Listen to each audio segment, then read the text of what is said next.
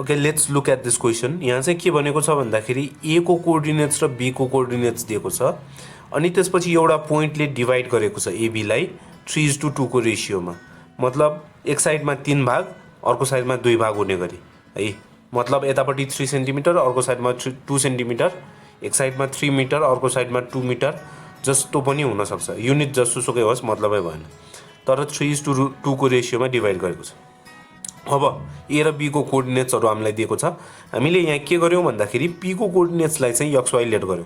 A let p xy be the point which divides AB in the ratio 3:2 भनेर लेखेको छौं है। मतलब p को कोअर्डिनेट्स त चाहियो, p को कोअर्डिनेट्स निकाल्न लागेको।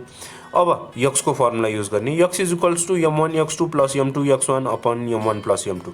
यही फर्मुला हो, अघि नै हामीले पढिसकेका छौं। अब यहाँ m1 को भ्यालु राख्ने, m1 को भ्यालु भनेको 3 है।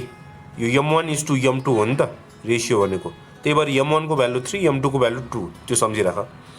अनि 3 * x2 भनेको b को फर्स्ट कोअर्डिनेट x कोअर्डिनेट है। त्यही भएर 3 * 3 + 2 * -7 भयो। यहाँ पहिला x1 y1 x2 y2 कुन हो त्यो चाहिँ छुट्याउन जरुरी छ।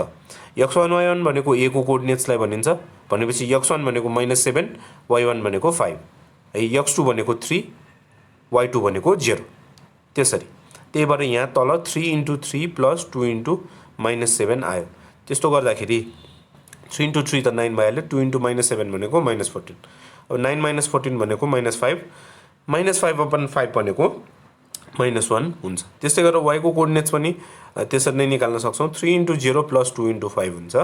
3 * 0 भने त 0 भइहाल्यो, 2 * 5 भनेको 10, 10/5 आयो है। 10/5 भनेको 2 भनेपछि x को भ्यालु -1 y को भ्यालु 2 आएपछि लास्टमा के लेख्ने, hence the coordinates of p are -1, 2। यति लेखेपछि यसको काम सिद्धियो। p को कोअर्डिनेट्स मात्र निकाल्नु पर्छ यो क्वेशनमा। ल अब यो क्वेशन हेरौँ त के भनेको छ क्वेशनले चाहिँ, in which ratio does p64 divide the line joining the points a26 and b83 है। हामीलाई चाहिँ एउटा पोइन्ट दिएको छ p64, त्यसले चाहिँ ab लाई डिवाइड गरेको छ। अब कुन चाहिँ रेशियोमा डिवाइड गरेर निकाल्ला भनेको छ है। मैले यहाँ फिगर बनाएर देखाइदिएको छु, त्यसलाई राम्रोसँग हेर्ने। p चाहिँ बीचमा छ है, a र b छेउछेउमा छ। गिवनमा के लेख्ने त, a26 and b83 are the given points. Let p64 divides ab in the ratio m1 = m2 त्यसरी लेख्ने। त्यसपछि then using section formula, section formula सिधै हामी युज गर्दिन सक्छौं। हामीलाई x1 y1 को भ्यालु त थाहा छ। x1 y1 को भ्यालु भनेको x को यो a को कोअर्डिनेट्स हुन्छ, अनि x2 y2 भने b को कोअर्डिनेट्स हुन्छ, अनि xy भनेको यो p को कोअर्डिनेट्स है। भनेपछि x1 2 y1 भनेको 6 है, x2 भनेको 8 y2 भनेको 3, त्यस्तै गरी x भनेको 6 y भनेको 4। अब यहाँ सेक्सन फर्मुला युज गर्दाखेरि चाहिँ हामी x को मात्र फर्मुला युज गर्न सक्छौं अथवा y को मात्र फर्मुला युज गर्न सक्छौं। x र y दुवैको फर्मुला युज गर्नु पर्दैन, किनकि हामीलाई यहाँ रेशियो निकाल्नु परेको छ। एउटा मात्र फर्मुलाबाट पनि रेशियो निस्किन्छ। अब फर्मुला हेर त कस्तो छ, यो त थाहा भएकै फर्मुला हो। अब यहाँ भ्यालु राख्ने, भ्यालु राख्दाखेरि 6 = m1 * 8 + m2 * 2 upon m1 + m2। m1 र m2 को त भ्यालु थाहा छैन नि, त्यही भएर त्यसलाई त्यतिकै छोड्दिने। त्यसपछि क्रस मल्टिप्लाई गर्ने है, 6 र m1 + m2 क्रस मल्टिप्लाई हुन्छ, अनि यतापट्टि चाहिँ 8m1 + 2m2 आउने भयो। त्यसपछि के गर्ने भन्दाखेरि 6 ले भित्र मल्टिप्लाई गर्ने, 6 ले भित्र मल्टिप्लाई गर्दाखेरि 6m1 + 6m2 = 8m1 + 2m2 आयो।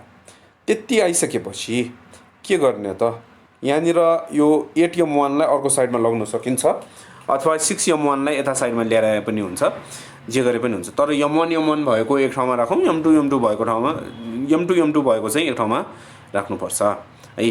अब मैले चाहिँ यहाँ 8m1 लाई अर्को साइडमा लगे, 8m1 लाई अर्को साइडमा लग्दाखेरि -8m1 हुन्छ। त्यसै गरेर +6m2 लाई पनि अर्को साइडमा लग्दाखेरि -6m2 हुन्छ।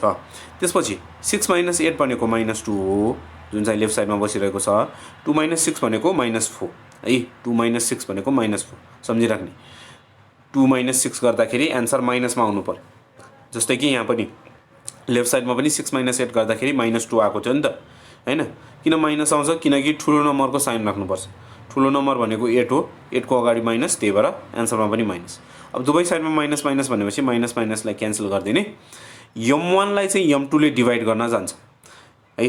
m1 कता, m1 लेफ्ट साइडमा थियो नि, m1 लाई m2 ले डिभाइड गर्न गयो भनेपछि m2 कतातिर सर्यो, लेफ्टतिर सर्यो।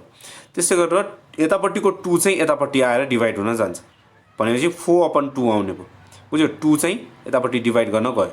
अब 4/2 भनेको 2 2 जा 4, 2 1 जा 2 गरेर काट्दाखेरि 2:1 आउँछ भनेपछि hence the required ratio is 2:1 रहेछ।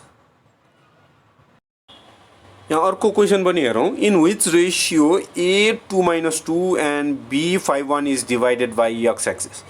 यो पनि अघिनको जस्तै क्वेसन हो, फरक के छ भन्दाखेरि अघि नै हामीलाई एउटा पोइन्ट दिएको थियो, यहाँ चाहिँ x एक्सिस मात्र भन्यो है। x एक्सिसले चाहिँ डिभाइड गर्छ रे AB लाई।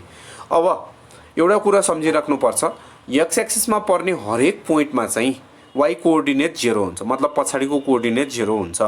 त्यही भएर यहाँ चाहिँ त्यो पोइन्टलाई चाहिँ Px0 लेट गर्न सकिन्छ है। किन Px0 लेट गर्ने, किनकि त्यो x एक्सिसमा परेको छ। x एक्सिसमा परेको भएर चाहिँ त्यसको जुनसुकै पोइन्ट, जसुकै पोइन्ट होस्, x एक्सिसमा पर्ने बित्तिकै पछाडिको y कोअर्डिनेट 0 नै हुन्छ। x कोअर्डिनेटको भ्यालु जति पनि हुनसक्छ होइन, 1 2 3 -1 -2 -3, तर y कोअर्डिनेट जहिले पनि 0 नै हुन्छ, त्यही भएर पछाडि 0 लेखेको है। अब गिभनमा पनि त्यसरी नै लेख्न सकिन्छ। यहाँ चाहिँ के गर्ने त भन्दाखेरि y कै फर्मुला युज गर्नुपर्छ। योभन्दा अगाडिको क्वेसनमा छ नि, त्यसमा चाहिँ x को फर्मुला युज गरे पनि हुन्थ्यो, y को फर्मुला युज गरे पनि हुन्थ्यो, तर यहाँ चाहिँ y कै फर्मुला युज गर्नुपर्छ।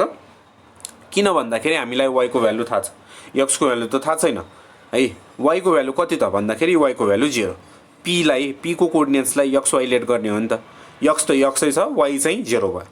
त्यही भएर y को भ्यालु थाहा भएर y को फर्मुला युज गर्ने, अनि त्यसपछि यतापट्टि y को भ्यालु राख्ने, अनि त्यसपछि m1 र m2 को त भ्यालु थाहा छैन भनेपछि y2 र y1 को भ्यालु राख्दिने है।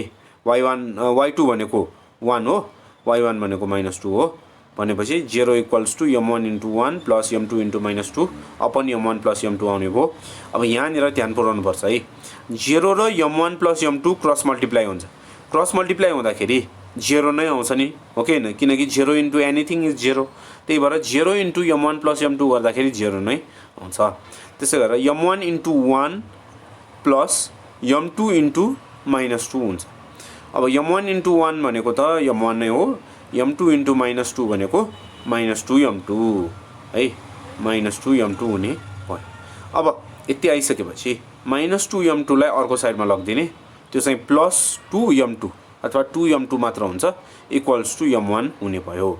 अब यहाँ m1 को अगाडि के छ त, केही पनि छैन, केही पनि छैन मतलब त्यहाँनिर 1 छ है। यो भनेको 1m1 हो, के हो यो 1m1 हो, त्यही भएर यहाँनिर 1 छ भनेर सम्झिराख्ने। अब m2 यतापट्टि मतलब राइट साइडमा आएर डिभाइड गर्न जान्छ भने त्यो नदेखिने 1 छ नि, इन्भिजिबल 1, त्यो चाहिँ 2 लाई डिभाइड गर्न गयो है। m2 लाई चाहिँ m1 लाई चाहिँ m2 ले डिभाइड गर्न आयो लेफ्ट साइडमा भनेपछि 1 चाहिँ उता अर्को साइडमा सर्नु पर्यो, त्यही भएर 2/1 हुन जान्छ भनेपछि लास्टमा कस्तो आयो, m1 = m2 भनेको चाहिँ 2:1 हुँदो रहेछ, बुझ्यो। m1 = m2 भनेको 2:1 हुन्छ। यसरी चाहिँ हामी यो क्वेसन सल्भ गर्न सक्छौँ।